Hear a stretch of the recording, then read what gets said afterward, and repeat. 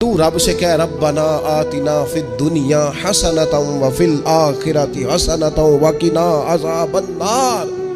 تو رب سے دنیا میں بھی حسنہ مانگ، بھلائی مانگ، تو آخرت کے لیے بھی بھلائی مانگ، تو اس سے عافیت کا سوال کر۔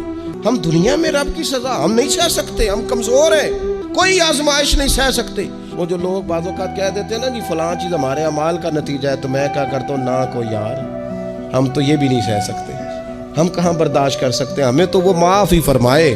ہم حساب والے ہیں ہی نہیں، ہم تو صرف معافی والے ہیں۔ ہم سے نہ حساب پوچھے، اس نے حساب پوچھا تو پھر تو بڑی مشکل ہو جائے گی۔ اگر اس نے حساب پوچھا تو بڑی رسوائی ہو جائے گی، اگر حساب پوچھا تو مشکلات سامنے دکھائی دینے لگ جائیں گی۔